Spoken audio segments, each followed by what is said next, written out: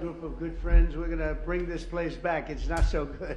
I thought it was going to be this beautiful. I haven't been there in a while. I said, this is going to be beautiful. It's not looking too good. But we're going to bring it back. Why don't we sit down, tell you about our day. Should I tell you about the day first? Yes. My little conversation with a nice gentleman named Vladimir Putin. But we had, actually, we had a good talk. And I think that progress is being made. 5,000 young soldiers are being killed every single week on average. Can you believe 5,000? And it's actually a number probably worse than that, in addition to other people that are being killed in towns. And we're trying to stop it. It's a bloodbath. It's an absolute bloodbath. I've seen satellite pictures that are so bad, so horrible, and that's to think that in this day and age, we're living with this horrible thing that's going on, and we're doing the best we can. This was not our war. This was not me. We're doing something from the last administration, how they allowed that to happen. It wouldn't have happened. It would have never happened. And you know, the Ukraine-Russia wouldn't have happened, but I'll tell you what else wouldn't have happened. October 7th would not have happened. This was a terrible thing also. A lot of bad things happened in the last 4 years. But good things are happening now. We had a tremendous visit in the Middle East. We went to Qatar. We saw Saudi Arabia, all the top people in UAE, and we brought back about $5.1 trillion. That's not bad.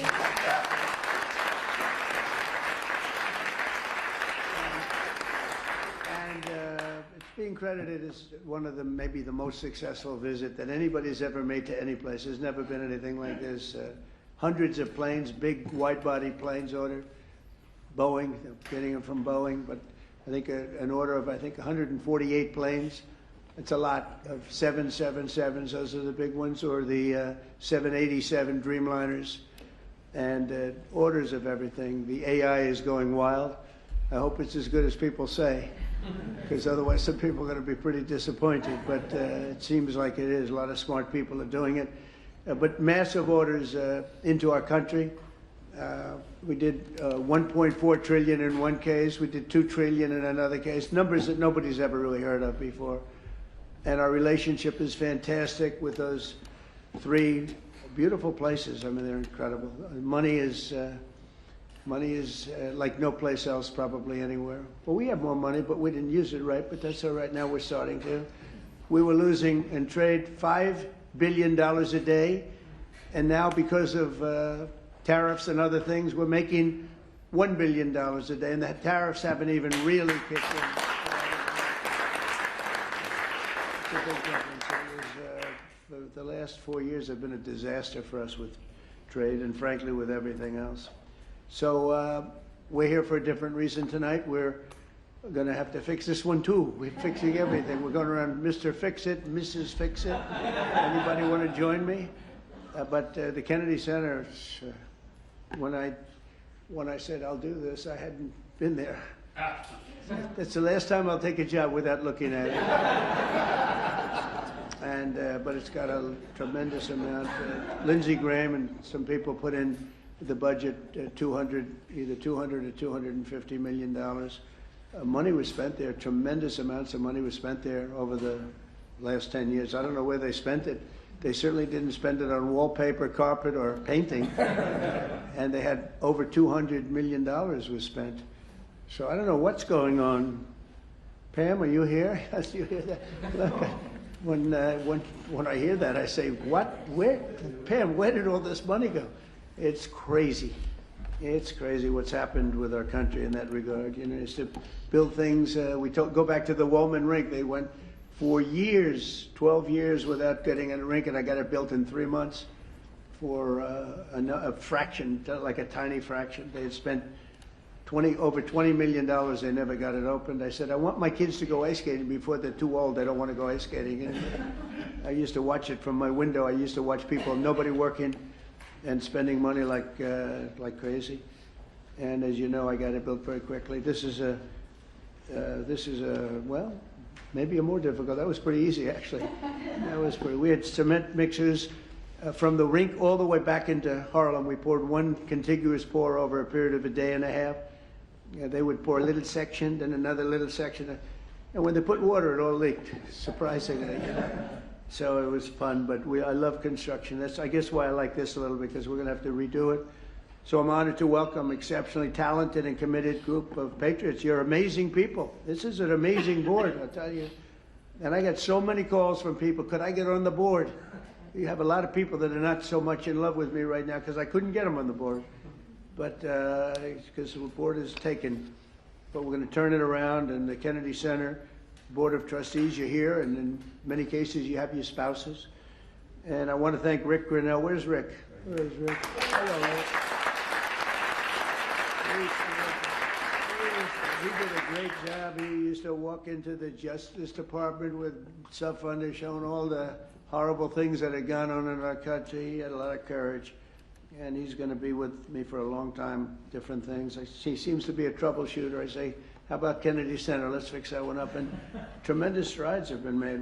You'll be hearing about that in a second. But I want to thank the entire board for the incredible work and all the fundraising efforts. We're going to raise some funds, but we're getting a lot of funds also from Congress because they want to see this thing good. You know, we have the 250th year anniversary coming up, and this building is going to be a primary focus in D.C.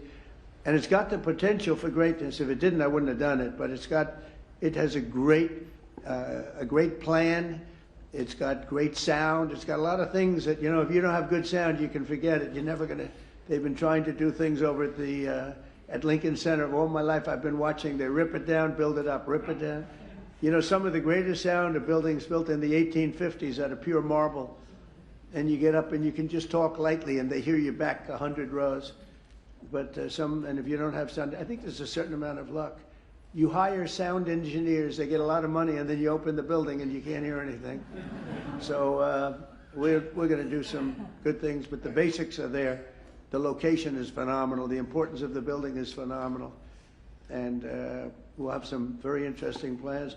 I always thought they should have built a beautiful performing center, open air, facing out over the Potomac. They didn't do that. They built these crazy rooms underneath.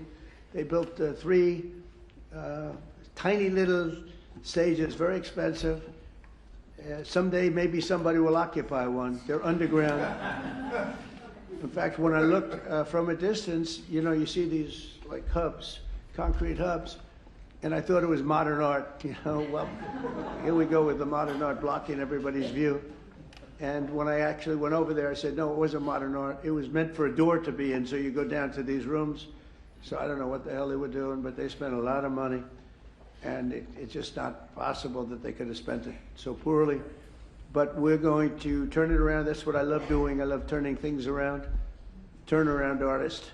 I'm doing that with the country. Believe me, we're doing it. We're doing a job. We are hot.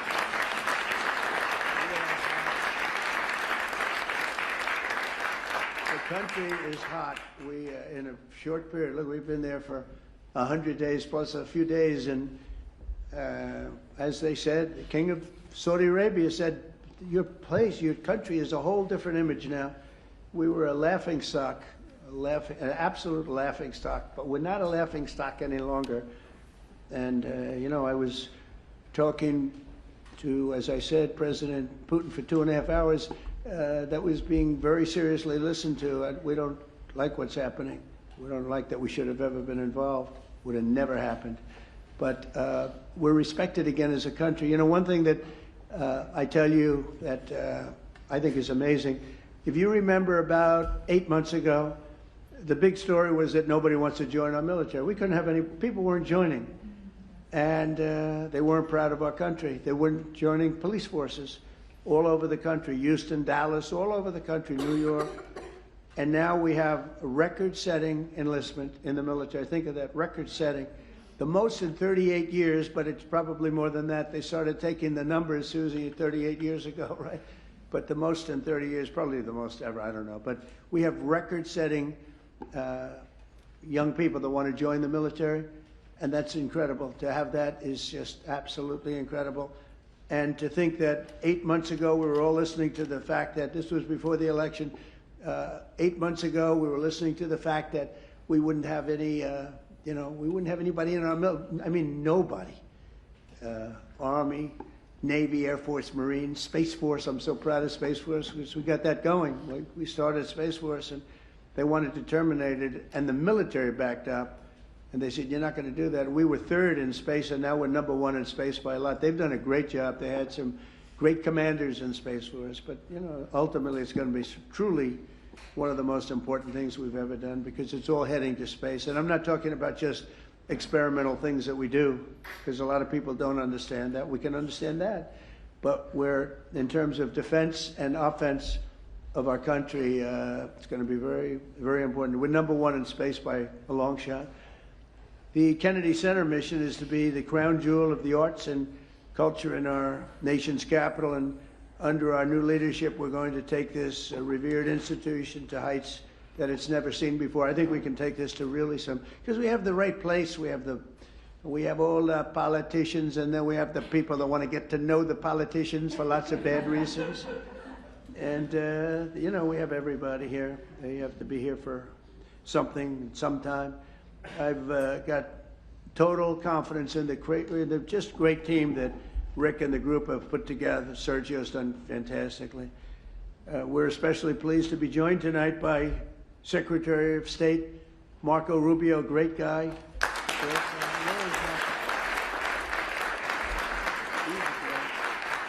I'm telling you, he was born for this. He loves it. You see him, he's in one country, another country. I think he loves it. But he's so respected everywhere he goes, and I know how tough he is because I used to have to be up there with him. He was not nice. He was a tough one. He was as good as you get.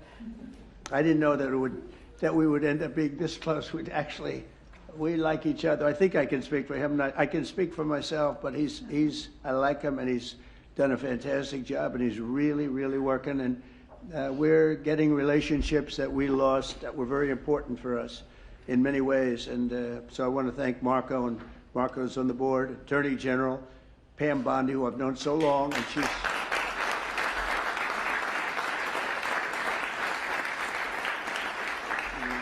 she's married to the best-looking guy in the room, I must admit. But she is the man. She has been amazing. She's so respected, and she's really delving into some tough territory. She sees what's happened and what's going to happen, and she knows before anybody else. She's just a fantastic person. She's got a great staff that's surrounding her, and I think she's just a star. But I've known that for a long time. I'm not surprised at all. So thank you very much, Pam, for the job you do. And by the way, she was the Attorney General of Florida, so she had plenty for a long time and never had a problem. I can't remember a problem. And she kept everybody safe, and they felt very secure. Now she's doing it on an even bigger. Who would have thought it would have been a much bigger level, right? But she gets it. Secretary Howard Lutnick is here with his wife Allison, and he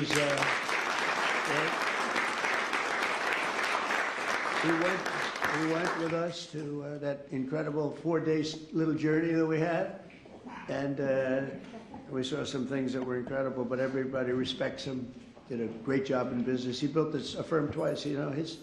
His firm was at the top of the World Trade Center when the planes hit, and he was amazing story. He was always Allison. Good job. You got him to take your boy, right? Years ago on that horrible date, when you think of it. So Howard would always be. He was built Cantor Fitzgerald. And he built it in a very top firm. They had the top 3 floors of the World Trade Center, the building, the first building that was hit. And he was always there at 6 in the morning, 5:30 in the morning. A lot of the stock guys, they have to do that. Someday you'll explain to me why. Probably insider trading, Pam. I don't know.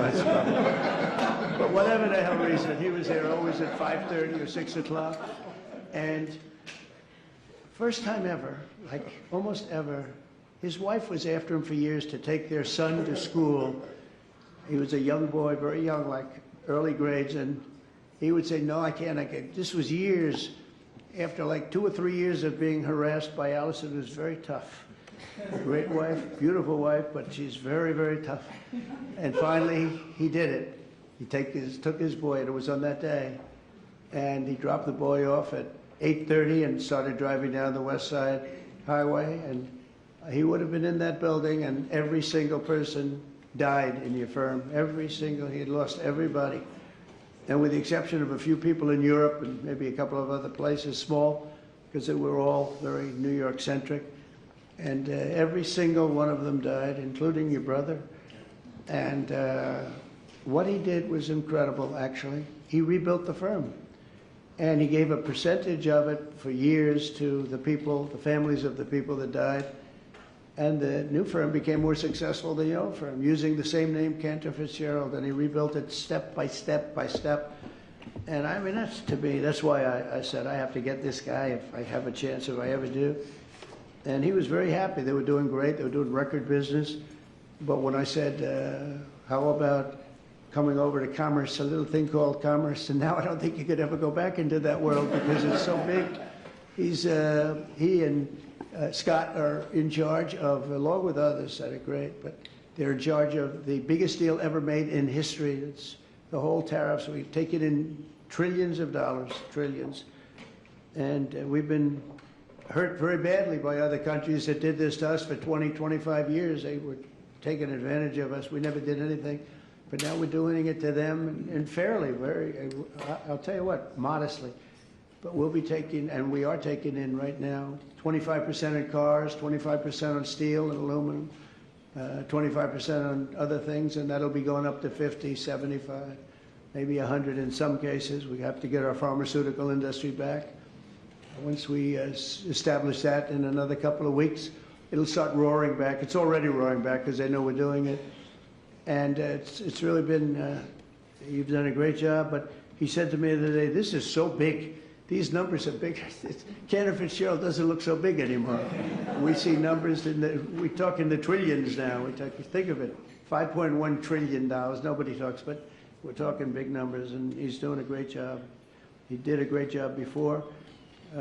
Chief of Staff, Susie Welsh, she's considered the most powerful woman anywhere in the world.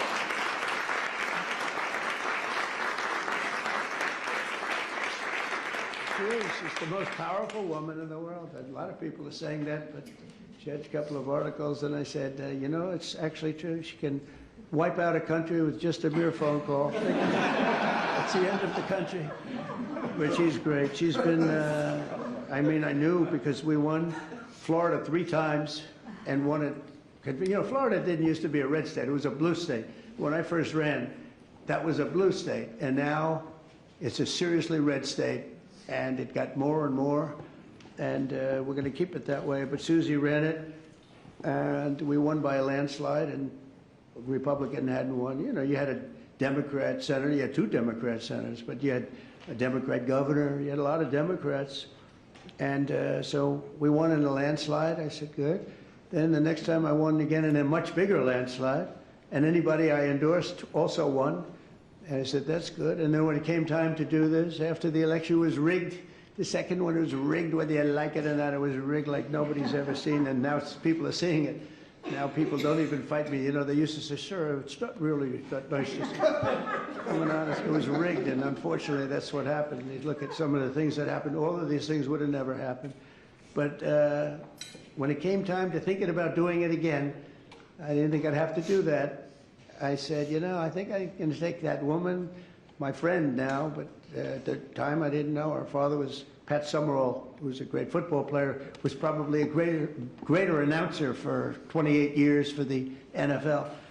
But that tells me, you know, because I'm a big believer in the genes, person's genes. And Susie was, I said, you know, let's use Susie. She did a great job in Florida for me twice. We beat every Democrat by numbers that they never saw before. I said, let's use, and she took over and she did great. Chris was fantastic, but she had a group of people that she brought with her, and there was no looking back. We started off leading by a lot, and it only got bigger and bigger and bigger. We had a couple of challenges that didn't work out too well. Worked out well for us, but Susie was fantastic, and now she's the chief of staff of the president, and she really makes it work. And she's the first woman, this is shocking to me, because, you know, I thought we were beyond that. First woman chief of staff in the history of the country, right?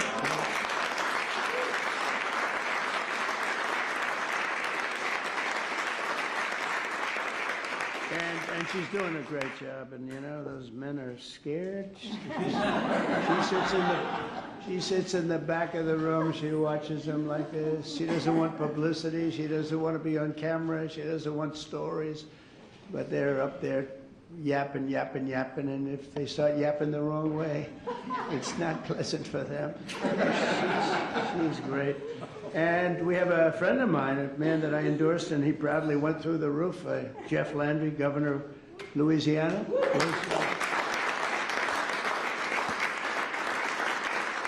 Did my endorsement mean much? When I endorsed you, he became a rocket ship, right? We avoided, what I say? We won in the first round. Yeah, it was good. We didn't want to run. We didn't want to go a second round.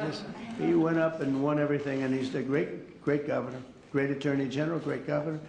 So it's great to have you. And we have so many people here that we're not going to do that, but we may play around in a little while because we're going to have some fun tonight, and we'll talk about this, but we'll talk about other things. But we might talk about some of the questions you may have. We're looking to get the one great, big, beautiful bill. It will be the greatest tax cuts in history. If we don't get it, that means the Democrats will have stopped us, and that means people will get a 68% tax increase, the largest in history. And if we do get it, we're going to have the largest tax decrease in history. And all my life, I've watched politicians screaming, "We will cut your taxes." This is the only group where they say, "We're going to raise your taxes," and they think they're going to win. There's something wrong with them. I don't know what the hell. We're going to raise your taxes. And people say, "That's strange. I've never heard it before."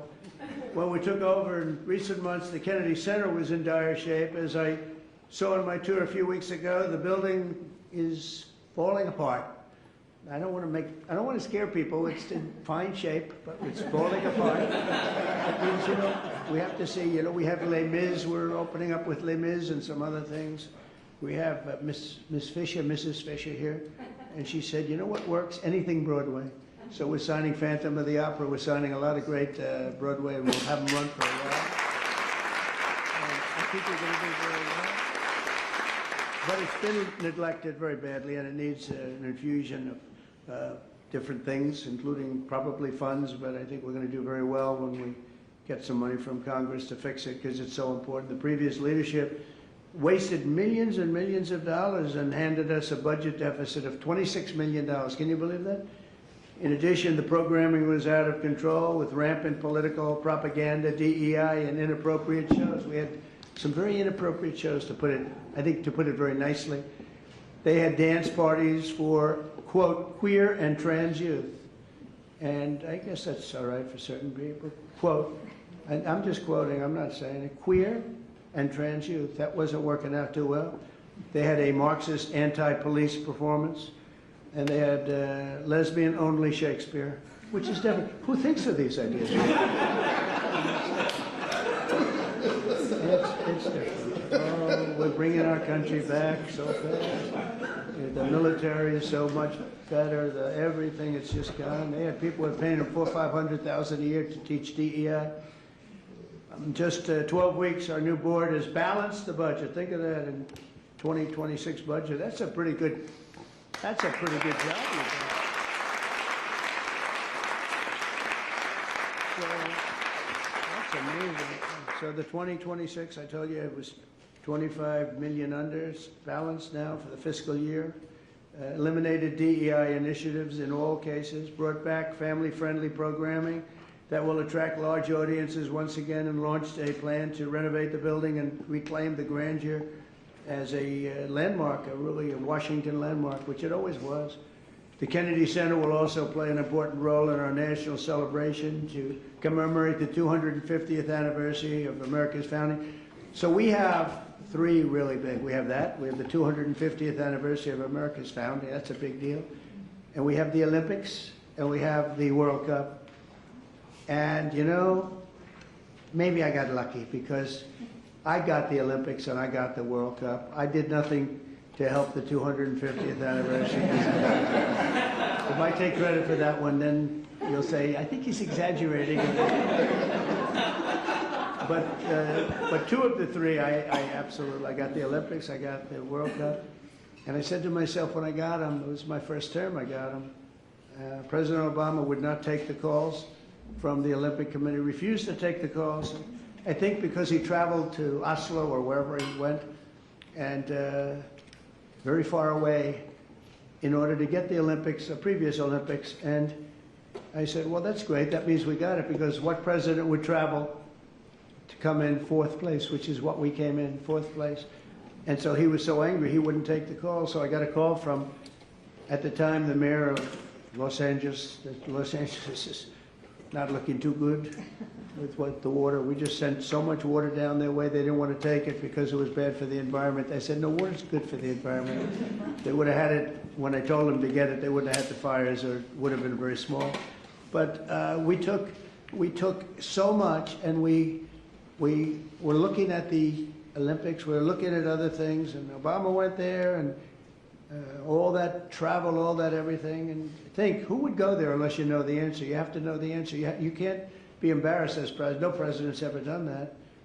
And I give him credit, he went, but he should have known the answer. Let's go deal making. And he didn't, and they put him at fourth, and he was so angry that it hurt his whole thing. He didn't want to talk to anybody. So I got a call from the mayor, and he said, sir, you're the president-elect. I was president-elect at the time. The president will not speak to the Olympic Committee, and I understand that, but a little bit his fault, I guess. He was very embarrassed by that. And I said, I'll speak to him. And I spoke to this gentleman who was obviously Scandinavian, seriously Scandinavian, and very nice. I couldn't get him off the phone because he was so starved for love. He just kept, I must have had him for 2 hours. I couldn't. I said, sir, I have to go. President-elect. Yes. All I said to him, yes, yes, yes, we will take good care. They wanted to know that if they choose us for the Olympics, will we treat them nicely? And I said, we're going to treat you like so well, like you've never been treated. And then he wanted to talk about anything because nobody would talk to him. Now he talks to him. And we got the Olympics, and then we got through Johnny, who's the boss. He's a friend of mine, and we got the World Cup. I got them both, and I said, man, I won't be president. I won't be, I got the Olympics and the World Cup, and I won't be president. And they're going to forget that I got them. Nobody's going to mention it because, you know, a little bit, that's the way life is. And then they rigged the election. And then I said, you know what I'll do? I'll run again, and I'll shove it up their ass. And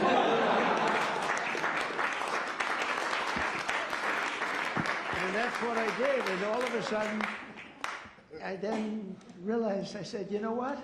I got the Olympics, I got the World Cup, and I got the 250th. Look at the way this works out.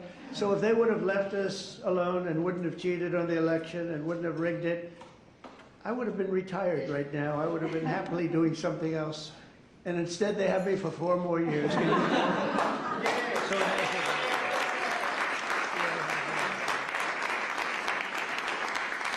So instead of putting forward programming that tears our country down and tears our country apart, the Kennedy Center should be the nation's premier venue for lifting up the best of our country and lifting up the American arts, theater, music, and culture. And together, it's really an honor to be like. I mean, I have so many friends on the board. It's a hot board, just like we have a hot country. You know, we have a hot country. Our country was stone cold 8 months ago. It all began on November 5th. Does everybody know that that was the election day? And from that moment on, and then January 20th came, and what we've done, we have almost no inflation. Our energy prices are way down. Our gasoline costs are way down. Groceries are way down. Eggs. Remember, they hit me with eggs my first week. Sir, the fake news, those people right there, they're saying, sir, eggs have gone through the roof. They were doubling and tripling eggs. I said, I don't know what I've just got here, excuse me. And through our she's done a great job, Brooke Rollins, Secretary of Agriculture. Anyway, the prices came down. They didn't want us to, we had the egg roll here a couple of weeks ago for Easter. They didn't want us to order eggs. They wanted the eggs to be made out of plastic. They wanted plastic. I said, I'm not going to do that. But by the time it came around, the egg prices are way down. The groceries are way down. Everything is way down. We are just doing great. Think of it, no inflation. And we're taking in billions, hundreds of billions of dollars in tariffs, which we never did before. We got a hot country right now. We have a country that people are proud to be a part of. So we're going to honor the legacy of President Kennedy's great legacy. And we'll create the best and most beautiful home for the performing arts anywhere in the country and many other things also. I want to thank you again, we're going to have some fun working together. We're going to make this a fun project. That's what I thought until I walked into the building. I said, this won't be the fun I thought, but it is fun. I like to create, you like to create. Most of the people in the room like to create, just like Bob Kraft created the New England Patriots. He happens to be here. And he tells me he's a great new quarterback, so we're going to see. You know, a lot of people make that statement. We're going to find out, but I have a feeling you're going to be right. You've been right about a lot of things, but he was right about Tom Brady, right? He got him almost the last draft choice in the last round, sixth round, whatever it was. How did he work out, Tom Brady? Okay? Not bad? Good, right? But Bob's here, and his wife, as you know, Dana, she's on the board. And she's much younger than him, so he wanted to come tonight with her. Isn't it nice when you have a husband who will travel with you to the board, and he's a big shot too, and he's a great guy. He's been my friend for a long time. So I'd like to ask, if I might, Secretary Rubio, and followed by, we're going to ask Sergio to say a couple of words, and then Rick Grinnell, and we'll have a little fun tonight. And you know what they can do? If they can, relatively quietly, they can start serving the meal. So by the time we're all finished, we get the hell out of here, we go home, and we have our board all four, and we can start doing that quietly. And so Marco, please come up and say a few words. Thank you, everybody.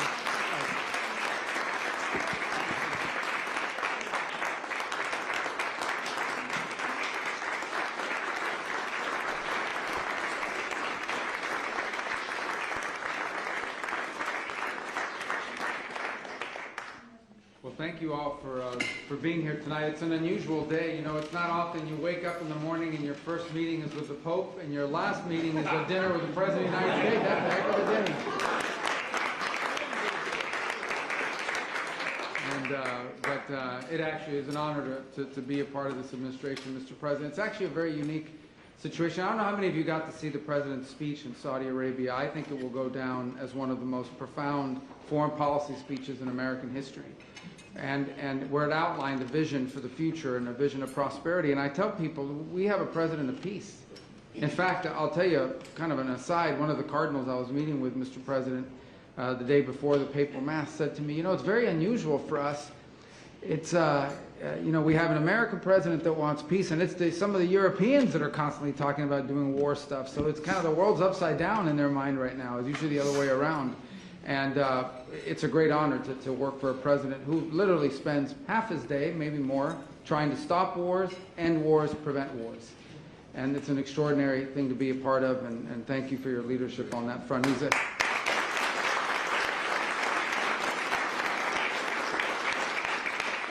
a key part of the speech he gave, and I just summarize it this way. Our president is a builder, not a bomber.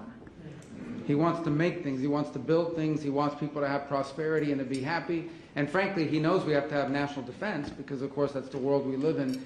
But I think one of the things that troubles him deeply is how much money has to be spent on some of his military and war, because it's just the way the nature of the world is. He'd much rather be spending growing the economy and doing the deals that we've seen, and he's trying to convince other countries of that as well.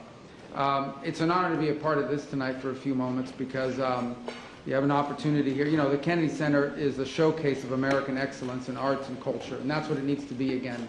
And the work that Rick and his team are doing, both to bring the building and the actual function of the organization to reflect that, but the programming is the other thing we're really excited to see, the programming, the shows that are coming, that will be a highlight of American excellence and of American culture and American entertainment. And just so you know the influence that American culture has around the world in a positive way, a few months ago, the President hosted the Prime Minister of Italy down in Florida, and her English is excellent, very good English. And I asked her, why is your English so good? How it's really good. You know what she said? You know where she learned English? Michael Jackson. Not from him, not like personally, he wasn't doing the lessons, from his music. But what it tells you is the impact that American culture has on the world in such a positive way, and it can have such an influence. And the Kennedy Center is a showcase for it. So we're excited to see what you're leading here, and all of you contributing towards that.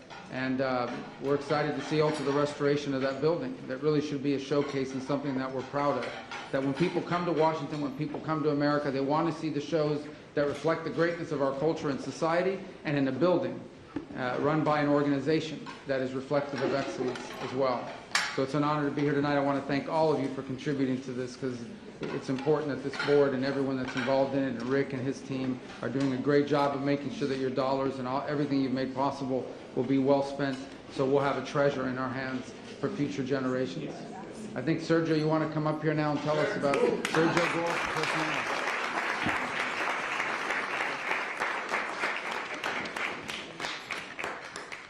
Good evening. It's an honor to be here with all of you.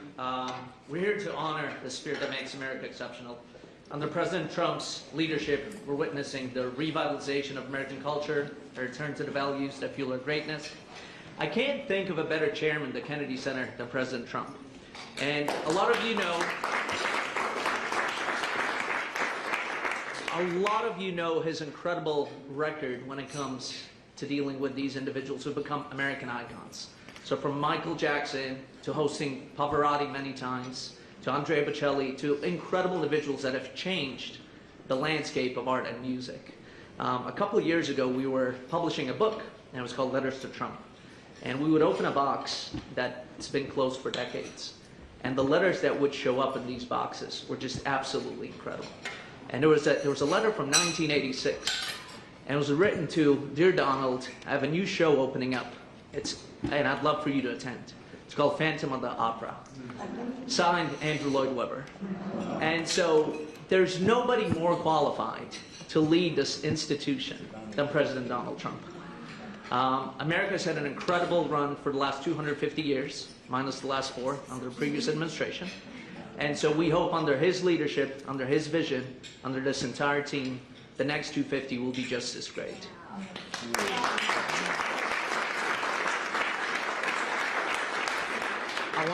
I want to thank all the individuals who have contributed to the Kennedy Center. Howard Lepnick, 7-figure donation, thank you. And we have a lot of other individuals who are looking to contribute. Anthony, you're nothing but cash, we know that. With that, I want to bring up our incredible director who's leading up the day-to-day activities of the Kennedy Center, Ambassador Rick Grinnell.